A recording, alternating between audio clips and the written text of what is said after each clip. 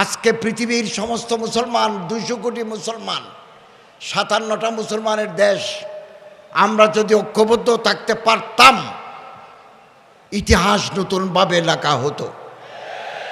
বাংলাদেশে 18 কোটি মুসলমান, আর ভেদাভেদ নয়, আর সংঘাত নয়, একতলাপ থাকবে, একতলাপ ছিল,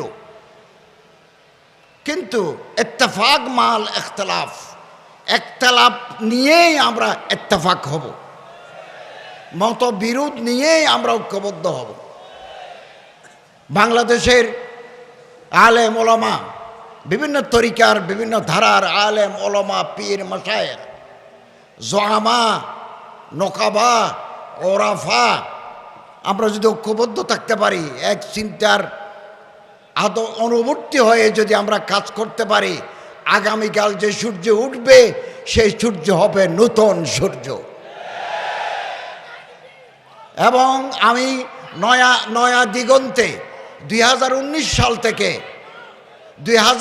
সাল থেকে নয়া দিগন্তে পোস্ট এডিটোরিয়াল লিখেছি, এবং মুসলমানদের ঐক্য, কওমি আলিয়ার ঐক্য, বারে বারে আর্টিকেল লিখেছি। এগুলো সমাজে ইতিবাচক প্রভাব ফেলেছে। আমাদেরকে বিভক্ত রাখার জন্য চক্রান্ত চলছে, আমাদেরকে সচেতন সতর্ক থাকতে হবে।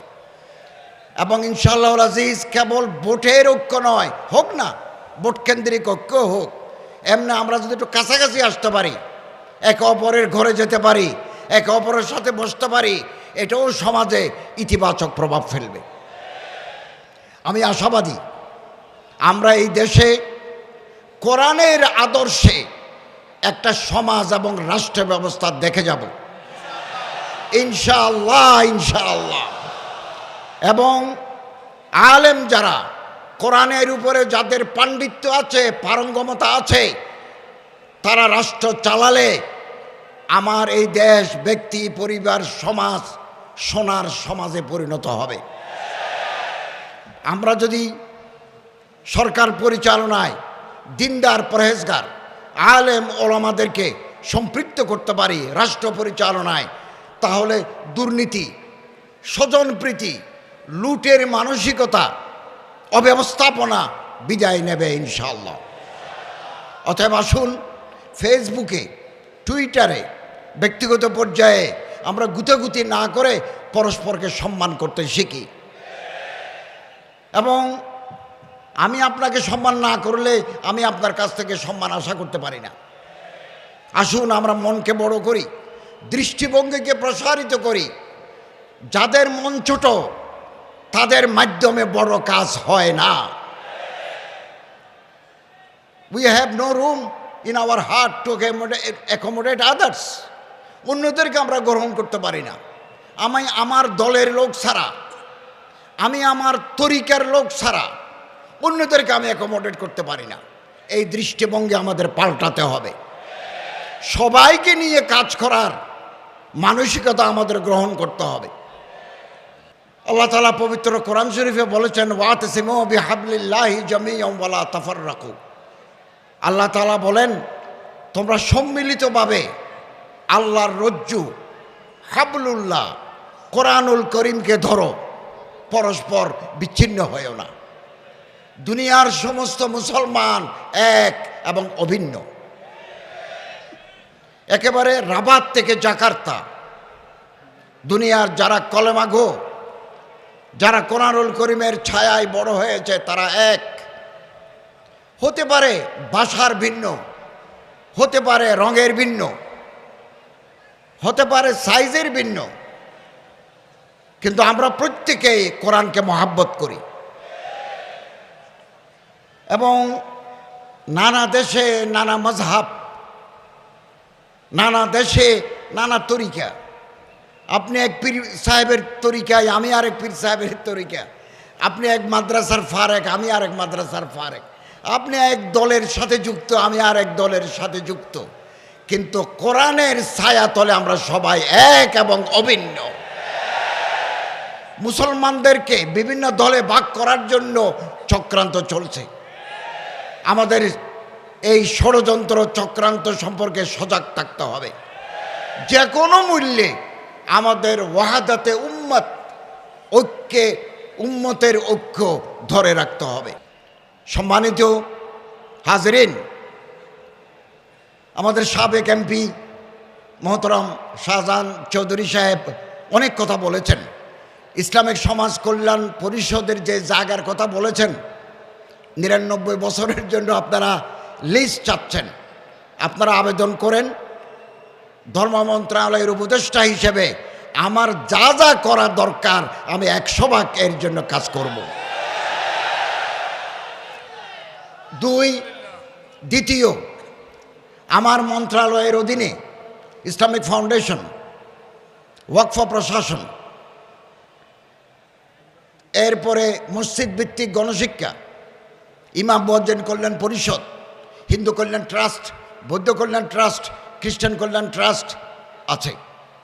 আমি ইনশাআল্লাহ আজিজ 16 বছরের জঞ্জাল 6 মাসে পরিষ্কার করা যায় না। আমি আন্তরিকভাবে চেষ্টা করছি। আগে প্লেনের ভাড়া ছিল হজে ১,৯৭,০০০। আমি 4 বার বিমানের অফিসারদের সাথে বসে এটা ১,৬৭,০০০ নামিয়ে এনেছি। এবং গত সপ্তাহে সৌদি আরবের হজ ও উমরা মন্ত্রীর সাথে দেখা করেছি। পানির জাহাজে কিছু হাজি পাঠাতে চেয়েছিলাম, আমাদের দেশে জাহাজ নাই। সৌদি গভর্নমেন্ট পারমিশন দিয়েছে, জাহাজ নাই। তো জাহাজের জন্য কর্ণফুলী শিপ বিল্ডার কালকে আমার সাথে কথা হয়েছে, 2025 সালে পারি নাই, 26 সালে, ততদিন পর্যন্ত যদি আমরা ক্ষমতায় থাকি 26 সালে জাহাজ যোগে হাজি পাঠাতে পারে কিনা প্রাণপণ চেষ্টা করে যাব। এবং আমি এবারও সৌদি হজ মন্ত্রীকে বলেছি 50 ভাগ হাজি বাংলাদেশ বিমান বহন করে, 35 ভাগ বহন করে সৌদি আরবিয়া, 15 ভাগ বহন করে ফ্লাই নাস। আমি ওনাকে বলেছি কোনো কর্তৃপক্ষ যদি বেশি দামে ভাড়া দাবি করে আমরা থার্ড ক্যারিয়ার নিতে পারি কিনা। তিনি আমাকে বলেছেন আপনি লিখিতভাবে আমার চিঠি দেন, এটা যদি পাই বাংলাদেশ বিমান অথবা আর কেউ যদি ভাড়া বেশি চায় আমি আমিরাটস ভাড়া করব, আমি কাতার এয়ারওয়েজ ভাড়া করব এবং গালফ এয়ার ভাড়া করব। আমার দেশের হাজিরা যাতে একটু কম পয়সায় হজ করতে পারে আমি অত্যন্ত সচেতন। আমার মন্ত্রণালয়ের অধীনে যদি কেউ ঘুষ খায় আপনি যদি প্রমাণ দিতে পারেন আমি তাকে সাসপেন্ড করে দেব। আমি এটা স্পষ্ট করে বলেছি। আলহামদুলিল্লাহ আমি আমার মন্ত্রণালয়ের অধীনে যত ডিপার্টমেন্ট আছে খুব নেককার, পরহেজগার, আল্লাহর বলি, দিনদার লোকদেরকে আমি মনোনয়ন দিয়েছি। আপনারা জানি খুশি হবেন, Islamic foundation is a board of governors. যাদের পরিচালনায় ইসলামিক ফাউন্ডেশন পরিচালিত হয় এই 5 জন বড় আলেমের ভিতরে আমি চট্টগ্রাম শাহী জামে মসজিদ সম্মানিত খতিব আওলাদের রসুল হজরত তাহির জাবিরিকে আমি মেম্বার করেছি। আমি এই ব্যাপারে হজরত জনাব শাহজাহান চৌধুরী এমপির সাথে কথা বলেছি। এরকম 5 জন বড় আলেম পদাধিকার বলে উপদেষ্টা হিসেবে আমি চেয়ারম্যান। এবং আলহামদুলিল্লাহ গত মিটিংয়ে আমরা ইতিবাচক অনেক সিদ্ধান্ত নিয়েছি। ফেব্রুয়ারি মাসে আমাদের আবার মিটিং আছে, হজরত যাবেন, আমরা আরও সিদ্ধান্ত নেব। এবং আমরা এই সিদ্ধান্ত নিয়েছি বিগত 16 বছরে ইসলামিক ফাউন্ডেশনকে যারা বেচা বিক্রি করেছে, 900 করেছে, হাইকোর্টের বিচারপতির নেতৃত্বে তদন্ত কমিটি গঠন করে আইনানুগ ব্যবস্থা নেব। আমরা একমাত্র আমরা আল্লাহকে ভয় করি, আল্লাহর রহমত কামনা করি। এদেশের তৌহিদি জনতা আমাদের সাথে আছে, এটাই আমাদের শক্তি।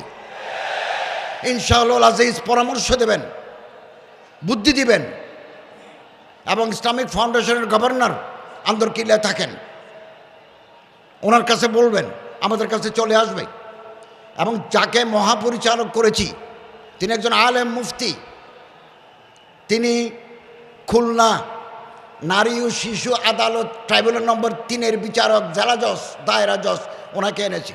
ওয়াকফ প্রশাসনে একজন অ্যাডিশনাল সেক্রেটারি দিয়েছি, উনি অত্যন্ত পরহেজগার মানুষ, ঘুষ খান না।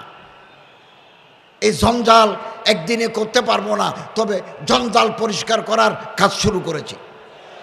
আপনারা আমাদেরকে পরামর্শ দিবেন।